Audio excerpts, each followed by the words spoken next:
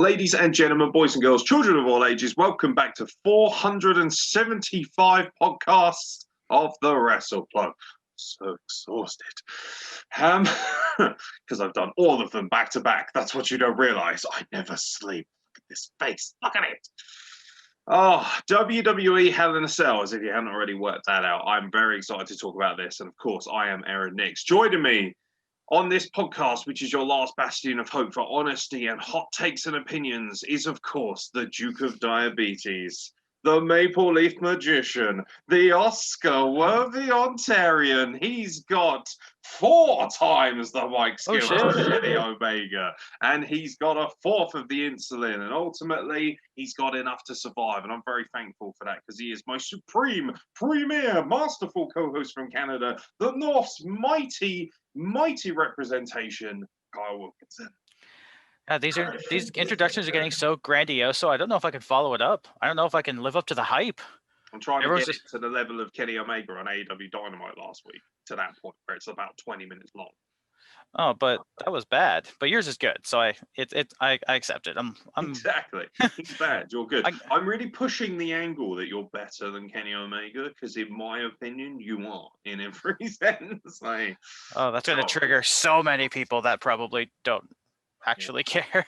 Yeah. Well, who gives a shit? No, I don't hate Kenny Omega. I just think he's vastly overrated. It just is what it is. Anyway, we're talking about WWE. We're talking about Hell in a Cell. We're not going to really go chronologically because there are only 5 matches stuck into, and I only really want to talk about 3 of them and rant about one of the others, which was in the back story of the whole show. So let's start with the fact that we finally have the new WWE champion. What did I say on the predictions podcast for State of Wrestling Address? I said, as soon as I pick Drew to win, Randy Orton will win the fucking title. And that's exactly what happened. Randy Orton becomes a 14-time world champion after beating Drew McIntyre in a pretty fantastic match, as to be said. It wasn't terrible by any means. It wasn't my favourite Hell in a Cell match of the night, but it's obviously subjective. But I thought all 3 Hell in a Cells were fantastic regardless. We'll get into that. But yeah, Randy Orton becomes the 14-time WWE champion. I haven't watched Raw yet. I think you have. I think you checked in. Yeah, I kind of phased in and out. I had my dinner and then I just kind of laid on the couch. I'm like, yeah, Raw's on.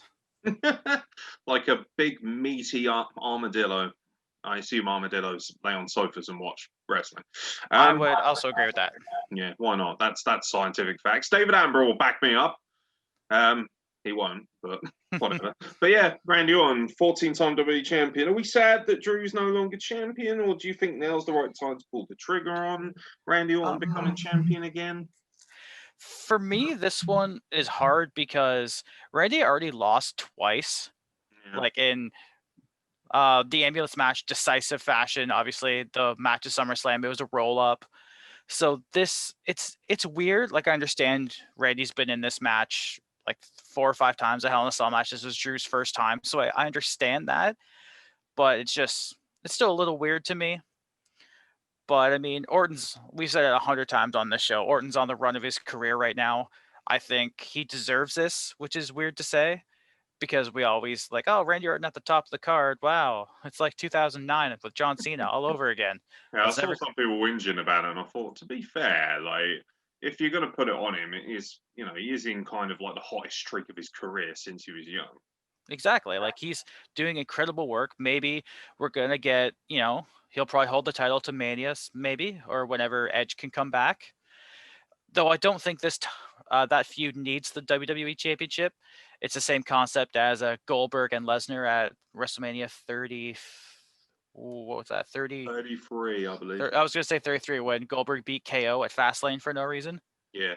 Yeah, to be fair, Lesnar versus Goldberg is actually really underrated. I went back and watched that because it's only 4.5 minutes, no flim-flam, and just a massive amount of collisions. It's actually a lot of fun for a Hoss match. The problem is that the title was hijacked in the process, which doesn't help. They could have easily done that without the belt, and it would have been fine. Exactly, that's what I was thinking.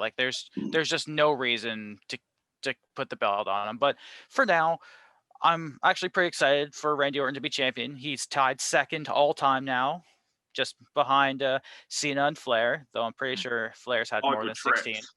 So I'm expecting Trips to go after him at WrestleMania just because his ego cannot contain it. Triple H wins the 2021 Royal Rumble. Oh God, jeez, please spare us that. Vince will hear that. Like, that's a great idea. That's got money written all over it. Yeah. Although, if you believe the graphic on my screen right now, I'm the WWE champion. Yeah. Brilliant. I didn't realize this was actually going to be so. I had no idea. I just thought, oh, I'll just show off a few pictures so that people can see, but whatever. Yeah, no, it was a great match. Interestingly enough, apparently a lot of sources have said that when Drew comes off the cell, it was inspired by the very first Hell in a Cell with Shawn Michaels, which of course we covered for YouTube recently for a watch, which is nice. Nice little callback. That's my favourite match of all time for anyone who knows me, even the slightest modicum in terms of wrestling. I love that match. I think it's amazing. I definitely think this was a great homage to it and a good match in its own right. It was my favourite match of the night, but I think a lot of that had to do with the fact that it closed the show. And by that point, I'd already been subjected to 2 world-class Hell in a Cell matches. So, like if this had stood alone, absolutely, I would have adored it. And I still did. I thought it was fantastic. I think Drew has been actually really underappreciated. He had to carry the company as WWE champion with the no crowd era. That is not an easy ask for anybody. To ask somebody in the very first time they, finally climb to the top of the mountain in professional wrestling, to do it in front of no fans, it's a shame, but at the same time, he did such an amazing, admirable job. He's an incredible human being. He's a lovely guy. He's a specimen, and I really hope that this isn't going to be a one and done, and he will get an opportunity again down the line, because I feel like, something like him versus Roman, champion versus champion, is a massive collision, something I'd be really excited to see. But I enjoyed the match itself. I'm not angry about him winning. I still have Edge down to return and capture the WWE title from Randy Orton at WrestleMania. So if that's going to be the case, give it to me. You're going to give me what I want. So yeah, could be quite exciting. And also, I'm curious as to what they're going to do. Maybe they'll go with team captains, but Survivor Series coming up, they tend to like to do a lot of champion versus champion. Are we going to get Roman versus Randy possibly? Well, watch Raw. It was kind of they're doing all the champion versus champion matches, so it's all been pretty much announced. So the WWE champion against the Universal champion. So we could get Randy and Roman, Bobby Lashley and Sami Zayn. We've seen that before. This will be different.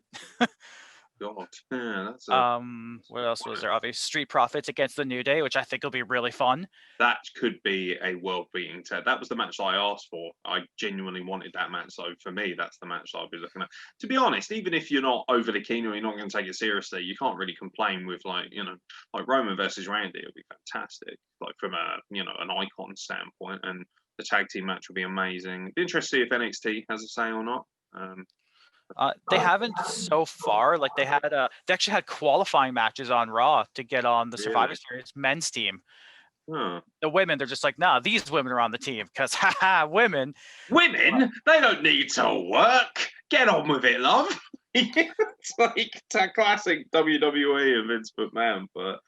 Yeah, no, wrapping up this match, I enjoyed it. I thought it was fantastic. I was a little bit heartbroken to see Drew finally lose the belt. I think he sold it beautifully as well at the end, just this kind of look of dejection to say he finally got me, and acceptance. Also like the fact they went to the top of the cell. I feel like that hasn't been done for a little while now. And they did it the right way instead of going ridiculously over the top and trying to pull off some crazy caper. It was a little bit telegraphed, obviously, with the footholds in the cell, but the bump was still gnarly. Drew took it really well. And what was nice is he took it in a way that looked gnarly, but was also relatively safe, which is nice to hear. You don't want to hear that, they've taken some crazy bump at the expense of their health. So Randy Orton, 14-time WWE champion, and I wait patiently to see what they're going to do with that. And hopefully he's going to continue this motivation, and we can cap off a fantastic year for Randy Orton at least. In 2020, we'd just be singing the praises of Randy Orton. Yeah, very random, isn't it? It's a little bit shell shocking, actually, to be fair. But hey, well, you got to give him credit when he works hard. We give him all the grief in the world when he's monotone and boring. So when he's putting in the mic work and the work of his life, got to give him the love when you have to. On the flip side of things, another new champion from the other brand, the Women's Hell in a Cell. Finally, this rivalry comes to some form of conclusion, at least, at least for now. I await with bated breath to see how this goes going forward. Sasha Banks captures the SmackDown Women's Championship and finally ends Bayley's reign of terror in a magnificent Hell in a Cell match. This was right in the middle of the card.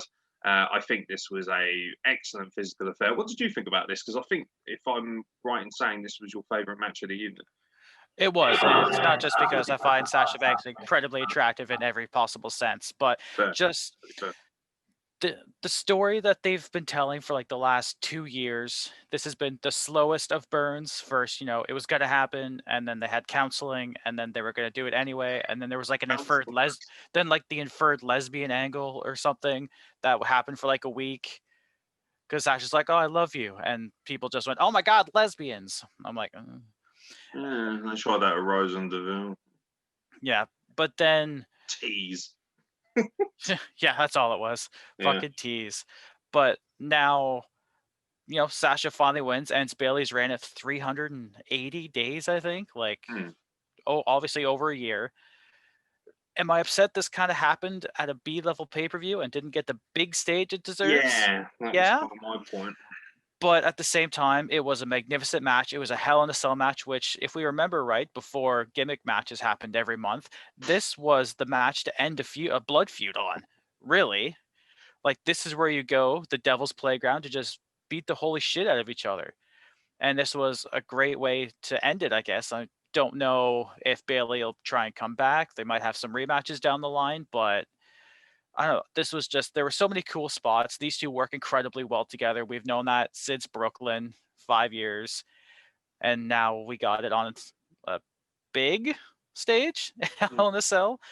But that being said, the match was still fantastic. It was definitely my favorite of the night. Just the story alone just sucked me right in.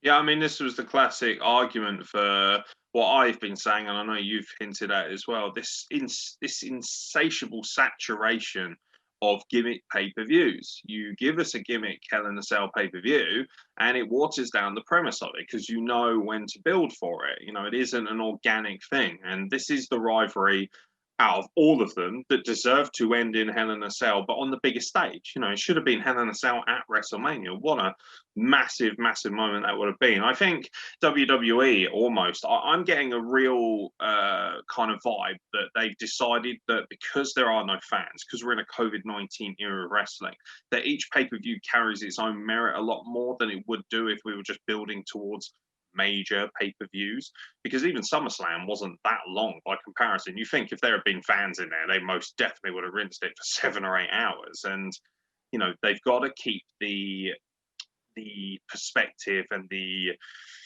got to keep the attention span of fans. And you can't do that if they're not in the arena as much, which is why a lot of these pay-per-views have been short. This was actually one of their longer efforts, 3 hours long. They almost treated this felt very Mania worthy because all 3 titles came to a real head, a real collision with really good emotional angles, the 3 titles that were on the line inside Hell in a Cell.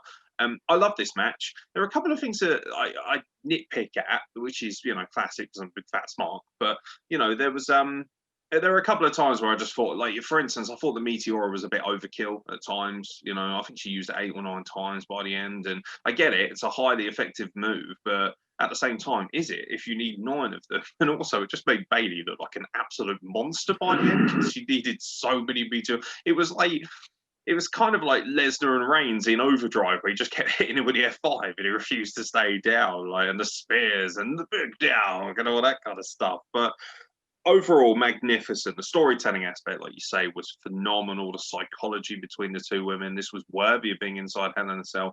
I do kind of feel like this is a B-level pay-per-view, like you're saying. We have lost out a little bit of the luster. I would have liked to have seen this match take place maybe at SummerSlam, if they built it a bit earlier, or wait until next year's Mania, have Sasha Banks win the Royal Rumble. The thing that worries me as well is the fact that they're both still on the same brand. So there's a very good opportunity for this to continue, which isn't a bad thing. However, I hate the idea of any rivalry continuing after Hell in a Cell. The Hell in a Cell should be the pinnacle of any rivalry. It should be the end. What's the catch line? The end is here. Not the end is here, at least for the palpable 2 weeks, and then we shall continue, and the end will be here later on. That's not how this works. So, but an amazing match and fitting of the rivalry these two have had. I like the clash of it as well. You know, Sasha Banks wearing all white, this kind of grey. It had a real Star Wars-esque feel to it with the light and the dark. You know, Bayley comes out looking like a Sith Lord in streetwear. I popped for it, to be honest. I questioned, didn't I, whether Bayley might have forgotten her gear, but actually looking back at it, it kind of makes sense. That she's wearing all dark and Sasha Banks is in that beautiful white gear. And it was a real contrast. Everything was told so well. The only thing that ruined this match for me, and it didn't ruin it for me, but it pissed me off knowing, was Michael Cole's insufferable voice. I never, if you had the over-under at boss time of 500 times it was uttered, then you win. Congratulations, a winner is you, because he just would not shut the fuck up. And he's like, I've said to you as well, because I watched this, didn't I, like on repeat while I was chatting to you online, and I just sort of thought, even Corey Graves, who is one of my favourite colour commentators, has been sucked into this stupidity of Michael Cole, where, you know, he spends most of his time either arguing with him or just kind of exacerbating the issues. I think Michael Cole is fucking appalling. And I don't understand why people always defend him and say, yeah, well, Vince is in his ear. I'm sorry, Tom Phillips, Vic Joseph, Mauro Ranallo, whoever it might be, they were all fucking fantastic, irregardless of if they're Vince in their ear or not. So Michael Cole doesn't have an excuse. And he's been in this company, what, 20 years now? More than that, I think. So yeah, closer to like 25 or 30, honestly, just because like he was still doing stuff in like 99 with The Rock. I think he was doing stuff even like 98, maybe just like backstage announcing and shit. You would think by now he would know, you know, kind of what to do, but he just pushes these shitty catchphrases on us every single week, and you just want to blow your brains out. boss in a cell, really. Unacceptable. It just pissed me off. It really did. It was just overkill. You know, boss this, boss that. Oh my god, it's boss time on the boss and boss and boss. It was like going into overdrive and having a seizure, and it was just unacceptable. And I just thought, shut the fuck up. You are taking away from the magic. The idea of a commentator is there to enhance and sell the storyline for you, not to drag you away from how you feel within the moment. Everything should be a perfect storm. And Michael Cole has just become absolute tragedy in a nutshell when it comes to his commentary. I find it insufferable, and I find him to be an insufferable little prick as well. And ultimately, he blocks me every time I fucking say something about him on social media because he's a butthurt, vanity searching little monkey. So ultimately, fuck Michael Cole. But this match was phenomenal. Sasha Banks is champion. Curious to see what happens. Let's just hope she holds on to it for more than a couple of weeks. Because for fuck's sake, even recently when she became Raw champion, she didn't have it very long before everything went south. So Yeah, Asuka at Survivor Series.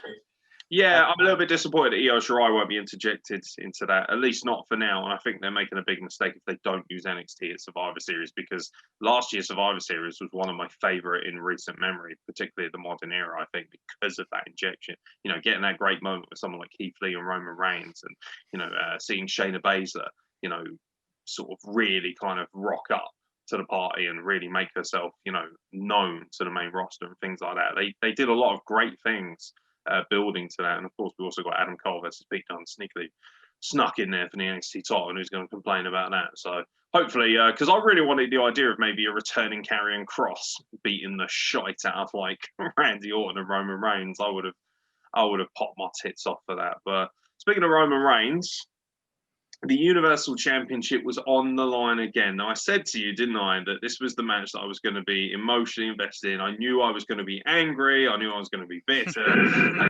And to be honest, I got worked a treat. Finally, I can say as a complete mark that I loved a Roman Reigns match because of what I was supposed to love. So coming into this match, the whole idea was, you know, Roman Reigns basically wants to make an example of Jay. You know, he wants to kind of enforce his position as the tribal chief at the head of the table. And this match lived up to a lot of that. Now, it looks like Roman Reigns is about to kick me in the head, which is quite good fun. This was a masterpiece. This was my favorite match of the night. This was so special. I loved their match at Clash of Champions. I think the whole pay-per-view was worth the experience just for that match. I think the emotional aspect of this is clearly very raw and almost organic in a lot of ways. There was this stunning moment where Roman Reigns was like pretty much reduced to tears, and he didn't know who, he was babbling to himself about how he didn't know who he was, and then just kind of went into this evil overdrive. That popped me. I for a second thought of like, oh, maybe they'll have like a good family moment. Nope, just starts beating the shit out of Jimmy. I'm like, oh well, fuck. he's gone now. He's gone forever, folks. I was genuinely like close to crying at a lot of points in this match where I was just sucked into it. I don't do that very often. I'm not very emotional when it comes to wrestling.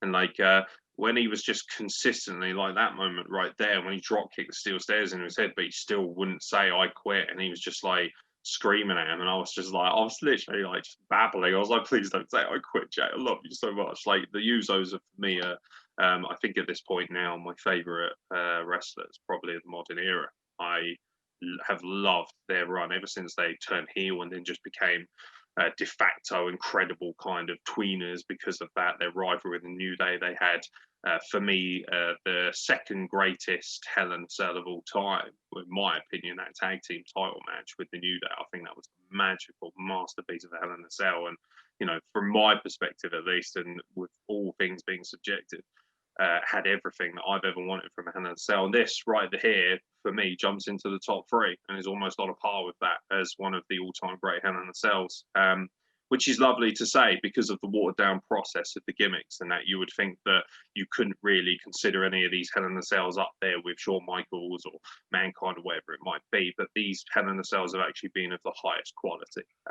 This match was something that I was invested in from the start to the finish. I was very emotionally involved. I hated Roman Reigns' guts by the end of it. And for the first time, I hated him because I felt like I'm supposed to hate him, because that's exactly what he's supposed to do.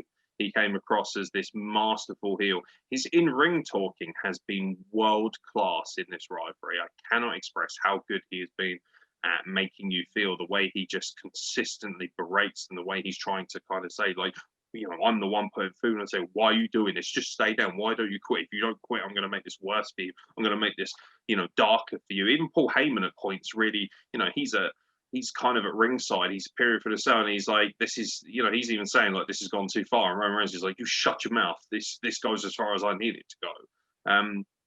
Everything, every moving mechanism, every working part of this match, from a psychological to a physical standpoint, was world class. This is for me Roman Reigns' greatest match of all time. This is what signifies for me Roman Reigns as, like, if Roman Reigns had this at at WrestleMania as a main event, my God, people would have lost their minds. It's kind of again, we're left with that sad kind of disposition of, it's a shame that the fans themselves aren't there in attendance to see this work in person, because I think, especially when he returned and became more of a heel, I think fans would have lost their fucking mind for that shit. And I think they would have particularly enjoyed this, and they would have found themselves just completely in awe of what the Usos have done as well. I think everybody comes out of this looking like a world-class superstar. And I think the Usos, I couldn't believe that they could possibly be elevated further, but they have been. Jey Uso feels like a main event level single star now. I wouldn't be completely overhauled by the idea of him challenging a Randy Orton or a Drew McIntyre or something like that for a WWE title. He now feels legitimate. And I'm assuming that coming out of this, with Roman Reigns retaining the Universal Championship, that we're going to get some sort of, obviously they're going to be indentured servants, Rob. I think what the main kind of end game for this is the Usos eventually kind of just getting on side with Roman, and there being this unbelievably destructive Samoan SWAT team kind of force. But also as well, it shouldn't be understated, this, it's supposed to be a beautiful moment, but for me, it actually felt like it infuriated me further. Afa and Sika coming down, of course, the family of the Anoa'i tribe, so to speak, kind of the heads of the table. Very traditional as well, which is cool. WWE doesn't always have that kind of traditional nature. These guys come down, they adorn him with the lei, so to speak, and kind of say, you're now at the head of the table. I love the fact that Paul Heyman kind of like gives the thing and he's like, get out of the shot quickly so I don't ruin the photo opportunity. Everything, all the moving parts worked beautifully. This was magical. And the fact that it opened the show was actually a little bit shell shocking for me, because the rest of the show, although it was pretty fucking good, I kind of still, by the end of it, was a little bit shook by this. And I think maybe that, just from my perspective, took away a little bit from the other two Hell in the Cells, which was still world class. But this is definitely my match of the night. And I genuinely like it. I'm not very moved by wrestling these days. This was one of the few times in recent memory that I truly remember feeling quite moved, actually, and quite drawn into the storyline, and genuinely feeling like I felt like I needed to shed a tear for Jimmy and Jay. And it's that bit. Jimmy has been fantastic in a much smaller role. You know, the way he's like reaching his hand out, he says, whatever's going on with you, we can fix this. I can, we can help you. We're still family. We can overcome all of it. And then he chokes him out. I was like, you fucking bastard. I was so angry. I was like, why? Why would you do that to him? Especially as he's got an injury. And to be fair, that was the one time when Michael Cole wasn't too insufferable. He was like, what the hell are you doing? He's got a bad knee. And I was like, you're fucking right, he has. Let go of him. I was like so angry. And I was such a mark for the whole process. And for me, at 35, to be able to be a complete sweaty mark for it all shows exactly how special it was. So bravo, gentlemen. To be honest, I feel like you've had 2 5-star matches. I really do. And Jey Uso will go down as one of the all-time great wrestlers, actually, when it's all said and done, with his brother. I think Usos have catapulted themselves into Hall of Fame category now. I mean, the fact that we're calling this Roman's best match, which I don't think I could argue with, I think it also just solidifies this reign. I mean, like, yeah, he beat Braun Strowman and The Fiend in a triple threat. Whoopee. He beat Braun so bad, sent him scurrying off to Raw like a little baby back bitch. Yeah. Wow. But these two matches with Jey have just he has brought Jey up to his level, which I think is a testament to Roman, because he's been a main event star forever. Whether people liked it or not, he has been. But he's brought, honestly, probably both the Usos up to this level, because, like you say, Jimmy's had this incredible supporting role. Like, yeah, I'm still injured, but I'm still going to come out, try and save my brother and shit. I mean, sure, he's cost Jey the title twice, if you really want to think about it, but it's just proving that, the Usos value family over, accomplishments, which is something like really speaks to me, because I'm a really family oriented person. But now we've got these two guys at a main event level. I'm assuming, he'll probably use the Usos to help him beat the WWE champion at Survivor Series, because as far as I know, I think Jimmy is also a servant now. I think Paul Heyman's like, whatever you do, your brother's coming down too. Hardy who. So I think we're Did good. You say Hardy who? Because that would have been really funny. Just Hardy who. Yeah. I just like the idea that Paul Heyman was like, Hardy who? What the hell just happened? And Charlie Crusoe like, what? That would have been good fun for me. But yeah, no, I actually, the only thing I disagree with is that I actually feel that Jey Uso is responsible for bringing Roman Reigns up another level. And I know that's me being quite biased because I'm an Usos fan. I don't think anyone else other than the Usos could have got Roman to this level and brought this kind of emotional context out of him. So as much, because obviously everyone's going to use this as an argument of, see, Roman Reigns is a star. Nobody's ever questioned that. It's always been about his booking and the decisions of WWE management. They were obsessed with forcing him down our throats as a babyface when he's just sitting there waiting to break out as this evil, maniacal Samoan heel. And to be honest, it took the Usos to get that emotional range out of him. Before then, he just hadn't had the emotional range. But his promos have been tenfold better than anything he's done before. Even when Cena was trying to push him, and really try and trigger him in that little faux rivalry they had for a little while. It just never felt realistic. It never felt organic. It never felt like he was truly in it for the long haul, that his heart was there and his spirit was there, and it is now. And a lot of that's to do with what the Usos have done. The Usos' facial acting, that's like film level, TV series worthy, proper acting, Like they looked like genuine actors, and Roman as well. The tears, the emotion, the rage, the emotional range that they displayed in this rivalry was masterful. And yeah, I'm very curious to see where this goes, because I know it's going to anger me further, because I know he's going to treat him like shit for a long time, and that will infuriate me, because I feel like the Usos should be at the top of everyone's card. But that's exactly what he should do, and that's exactly what he should do to drag me in, because I know ultimately if they turn on him, or we get this super destructive Samoan SWAT team going forward, that I'm going to pop my tits off for it. So I'm all in on this.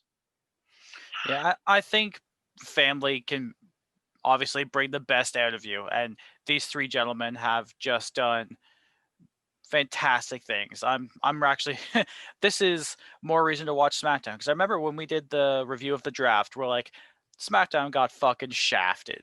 We're the only ones who thought that as well. Do you know, it's interesting. I went on social media. Everyone thinks SmackDown got it much better and that Raw only got the Fiend. But I haven't seen Raw last night, excuse me. But last week, I thought Raw was absolutely spectacular. And it's more difficult for me to access SmackDown than it is Raw. So maybe that's why. But I'm really all in on Raw. I think it's a fantastic show. And I do believe that SmackDown did get the shorter end of the stick a certain way, but SmackDown has the rivalries that Raw doesn't, and they're already built in, and that's what SmackDown does have. That women's title match, that women's rivalry, and this Universal Championship angle, they kind of dwarf anything that Raw has been able to create so far. Yeah, I mean, other than Drew and Randy, like, there's nothing that's really even close. I mean, sure, we still have, KO and D-Bry on SmackDown, so that's reason enough. But this rivalry right here, like Roman Reigns as the figurehead, sitting at the head of the table, this is enough to get me to watch on Fridays.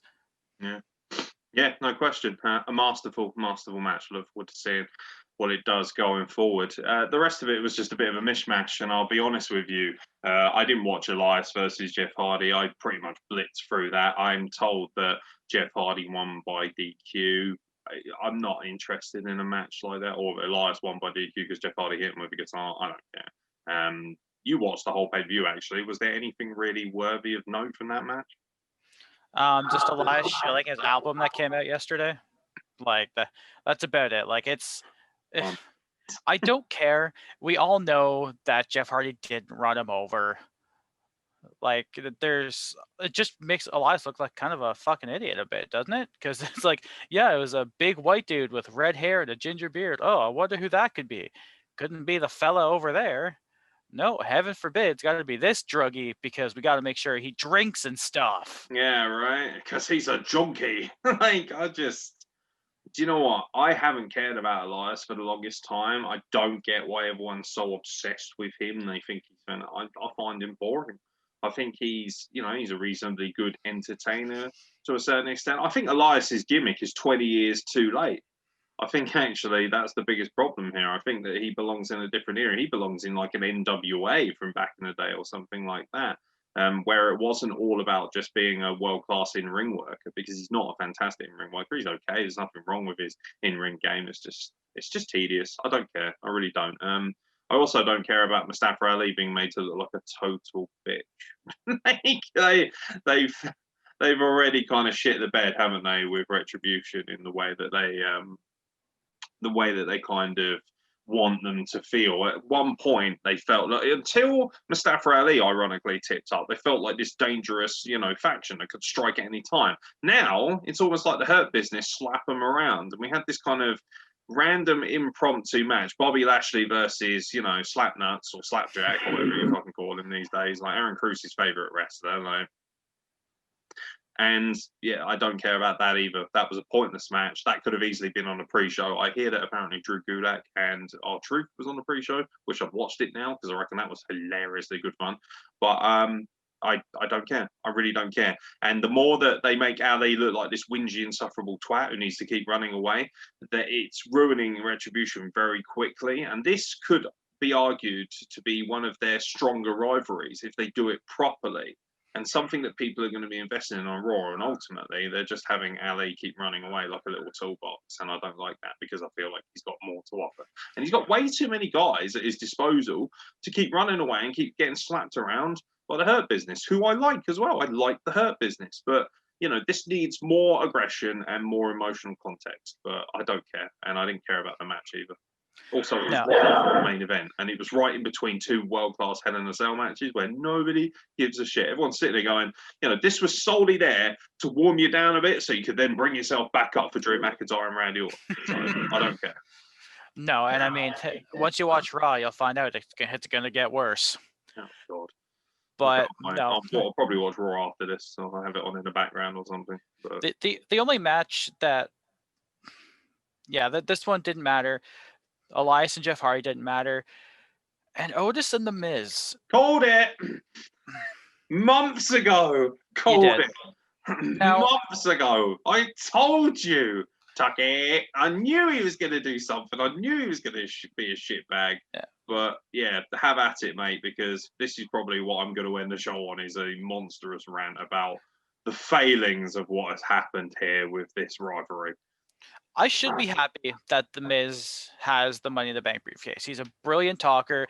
He's been with the company 15 years. He's a previous Money in the Bank winner. He's still does incredible stuff with John Morrison, even if they're not being utilized to their full extent. I think Jomo's return has been a little lackluster, honestly. I think he hasn't had a chance to show off all the stuff he can do like he had in Lucha Underground and Impact. Maybe they'll get there eventually. Maybe they won't. But I don't care because my boy Otis has been left out on the fucking ground. Okay. He won. Sure, he won the Money in the Bank briefcase in a comedy fluke kind of way. AJ and who else was at the top? I don't remember. Was it Daniel Bryan? I don't remember. I think it was AJ, and it might have been Baron Corbin, actually. Yeah, but I mean, they're up there arguing, like, tug of war with it. It falls off the hook. Otis just catches it and goes, Take! And then just like, I mean, that was fun. The little lunchbox he had with it was great. Otis got himself over it. It was like an organic getting over. Like, he wasn't forced down our throats. People just were in love with him, and WWE went, hey, okay, maybe we should do something with this guy. He wins Money in the Bank and does nothing with it. I think in our heart of hearts, we all knew he was never gonna win the big one, but it was still a really magical moment. He had the briefcase, he had Mandy Rose, he had his best friend, he was on top of the world, and then it all came crashing down. And it definitely hurts inside. All around me are familiar faces. That should be the next thing.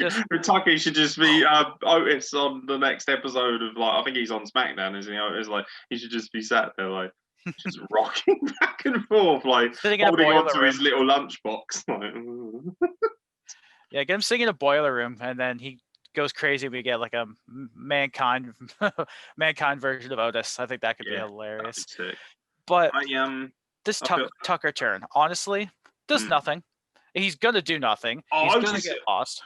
This kills off Tucker at the same time, which is dumb, because he's okay. Big unit of a guy. He's actually not too bad on the mic. I feel like he was really underappreciated in the build-up to Otis getting with Mandy, because he was like, the wingman. He was doing a lot of talking for Otis, so people forget that because they're all just having a laugh at, the crazy fat guy. But I don't give a shit about, like, what's he gonna do? Like, once he's got the inevitable clash with Otis out of the way, great. Now what? What are we going to get? He'll end up being a guy who chases R-Truth down the corridor on Raw. That's his ceiling, and I don't want that to be the case, but I feel like it will be. My biggest problem here is that, do you know what? Why did you put the fucking briefcase on Otis in the first place? You wanted to capitalize on the feel-good moment was him getting with Mandy Rose. Don't bother putting the case on him then. Put it on, like, have AJ Styles actually win the goddamn thing. Or there were so many other options they had in that match who could have won it. You could have elevated Aleister Black, for instance, who was in that match. Instead, you tried to throw him off the roof. Baron Corbin, the fucking rooftop murderer. 2 counts of attempted murder and no conviction? Okay. He is a king, and ultimately, if you do respect the monarchy status, then, you can't really try a monarch unless it's mutiny of some sort. So, I appreciate that, but do you know what pisses me off? This briefcase right here is being watered down now. It doesn't mean anything because apparently you can just win it on a whim. This idea that it's available, and also he was made to put it, the court of law segment. I know you thought it was funny, and I there were little bits of it I thought were amusing. I don't mind comedy, but not when it jeopardizes the credibility of your bigger titles and your bigger assets. The Money in the Bank briefcase is important.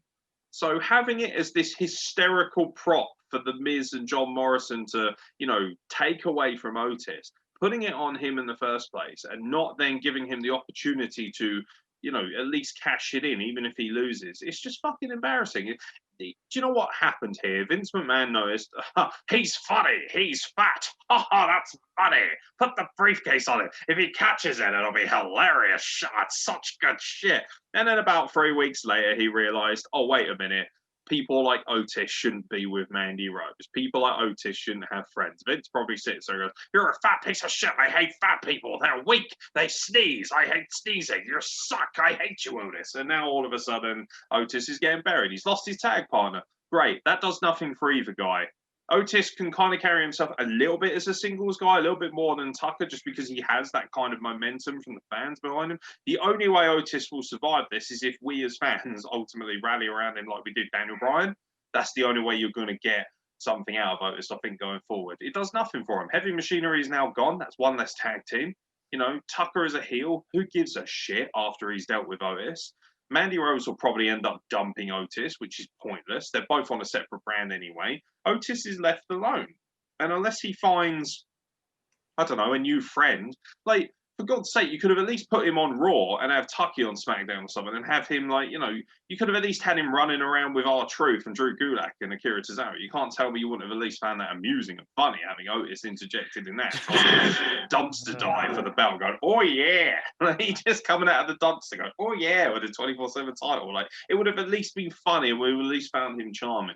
There's no upside to this other than the Miz being Money in the Bank holder, but he won it in the shittest way possible. And, you know, now we're looking at it thinking, okay, he's on Raw, right? So I don't believe that The Miz is going to be able to knock off Randy Orton. Not a chance in hell. Like, that just, you know, The Miz is great. I love him. He's fantastic. If he had won the Money in the Bank outright, I would have been okay with it. I would have thought that was a good decision because I feel like The Miz has still so much to offer. But at the same time, they've watered him down. He's become this kind of, you know, comedy element once again with John Morrison. I feel like John Morrison has kind of reached a kind of point now where I just think, whatever. And I'm just disappointed. I'm a little bit over The Miz now as the character that they presented. So to put the Money in the Bank on him now just feels a bit disingenuous and a bit shitty. And at the, you know, what pisses me off is you've now jeopardized so many moving parts. Mandy Rose is now separated from Otis, which made her more relatable and likable to an audience. Otis has lost the love of his life, so to speak, even though they're technically, I'm sure they'll probably bin that off in the next couple of weeks. Tucker is no longer part of Heavy Machinery. You know, they've separated them, so you haven't got a tag team. Otis is left alone on a brand. Tucker's going to eventually be on his own on a brand. There's so many moving parts here that feel really shitty, and this is the only downside to what was an excellent pay-per-view. I'm happy that The Miz is the Money in the Bank champion. I'm sure if he does cash it in, if he somehow does win, he'll be great and entertaining to a certain extent, but for fuck's sake, I just think it's such a disappointment that you've made the Money in the Bank a comedy gimmick. And ultimately, the Money in the Bank ladder match, both people who won it will never get a chance to cash in. So, you know, the whole premise of that pay-per-view has been watered down. The whole premise of the briefcase has been watered down because apparently you can have a fake, hilarious court of law segment, Otis and Law. The only thing that I found amusing about that, by the way, was the thing where they go doom doom, and I'm just like, what the fuck is that? You know, I thought that was quite funny. I'd just taken a piss out of Law and Order, but you know, and yeah, I do get that as well. But yeah, I just think this is a big swing and an awful miss, and you have jeopardized a lot of moving parts with it. So yeah, I'm just very, very frustrated, and it'll take a hell of a lot of damage control to fix all of this. Yeah, I mean, I said it all right. I loved Otis. He's just such a fun guy. Like I said, we all knew he wasn't going to win, but it was still Super cool to have. relatable. Exactly. Super relatable. But it was cool that he won it. And then they're like, nope, drop of a dime, taking it away from him because I don't think they believed in him in the first place. They just did it in the spur of the moment. And now he's going to suffer for it. Tucker's going to suffer for it. I mean, I don't even think The Miz is really going to gain a lot. Sure, he has the briefcase, but everyone's going to go, yeah, he just won it in a match after, you know, Tucker hit Otis in the head with the lunchbox. Or it might have been the briefcase. Doesn't matter. Wow. I don't know, man. Like, the only weird parallel for me here is, you know, 10 years ago, I saw this online. I don't remember who said it, but, you know, Randy Orton was champ in 2011, and then Miz had the briefcase and then cashed in and won it. Can you imagine if they do it again 10 years later? The Miz just floors Randy Orton with a skull crashing finale. Not in 2021. I can't see it. If they do it, great, but I don't see it happening. No. No, one very sour point to a very, very good pay-per-view. I thought overall Hell in a Cell was fantastic. It's a shame, actually, that all three of those incredible rivalries somewhat came to an end at a B-level pay-per-view. However, you got to say that since the beginning of these gimmick shows and that, I think this is probably the best Hell in a Cell pay-per-view that I've seen, I think, in terms of quality, helped by the fact that it was stacked on the top end with great matches. The undercard was pretty forgettable. Even Otis versus The Miz wasn't an amazing match. It was just the outcome of it that frustrated so many people. And like I said, I did kind of call it rather sadly. And I hate saying that because it's such a shitty thing to say, but like, it was going to happen eventually. And it's just sad that it happened now, and took away all of his moving parts. So, yeah, great. But yeah, no, ultimately a very emotional and very responsive night. And again, WWE puts on a fantastic pay-per-view in a very difficult time. The Thunderdome has actually worked out quite well, I think, as an experiment. I think overall there's been plenty to get involved in. I think all three shows have something that's worth tuning in for now. Which is something that you can't honestly say has been the case for a long time running now. There's moving parts. There's the Fiend and Alexa Bliss, which is always must watch on Raw. NXT is lights out for me. One of the best wrestling shows, period, right now in the world. I think it's phenomenal. SmackDown has got two of the best working rivalries, and no doubt is going to frustrate and bring people along for an emotional roller coaster involving the Anoa'i family. So yeah, there's loads of great moving parts, and obviously we move towards Survivor Series, which may be a little bit of a gimmicky kind of pay-per-view in the sense of it's just brand warfare now, but we're going to get some dream matchups, and whenever something like Street Profits and New Day is on a card, I will pay attention, and I am so excited about the possibility of what they can do in promos, because if the Street Profits and the Viking Raiders were hilarious enough, imagine what it's going to be like when you chuck the New Day in there. Like, this could genuinely be world class, and also, don't forget the fact that Big E is on SmackDown. So the idea that he might kind of get involved and piss around with the Street Profits or whatever, you could get many moving parts here. So there's a lot to look forward to. But yeah, Hell in a Cell, great pay-per-view, a 5-star match for me in Roman Reigns versus Jey Uso. And the other two were definitely 4.5 minimum anyway. This was a world-class pay-per-view in terms of the gimmicks that were put forth, and I look forward to Survivor Series. Yeah, this was it was still a B show, but it was a very good B show. I very much enjoyed it. All three cell matches specifically delivered, and the other three fillers were, I think, just there to break up the cell matches. That's why they existed. But yeah, now we have Survivor Series, where, don't forget, this is the only time of year where Raw and SmackDown go head to head, except every other day for ratings and merch sales and all that stuff. And when storylines are just ground to a halt, because if you're all on the red brand, you're all friends now, because that's just how they like to do it. I don't know, maybe we could do a live viewing of it, get in another Zoom meeting and just maybe not do a reactions video so much at like an afterwards, but just, record ourselves watching it. That could be fun too. If you guys want that, hit us up, let us know, because I think that could be a lot of fun. Yeah, leave a comment, like, subscribe, all that jazz. Hopefully you've enjoyed this little coverage as well. Obviously, if you are only watching this on YouTube, or if you want to check out the audio experience, that's still available too. So it will always be available wherever you get your podcast, like Spotify, Podbean, and the like. Plenty of other places that you can access this podcast audio only. And also, obviously, the video is available via YouTube. So hopefully, giving you guys a little bit more access means that a little bit more of an opportunity to check us out in different ways. So let us know if you are enjoying the Zoom things, because if you're not, I'm quite happy to take my face off a camera.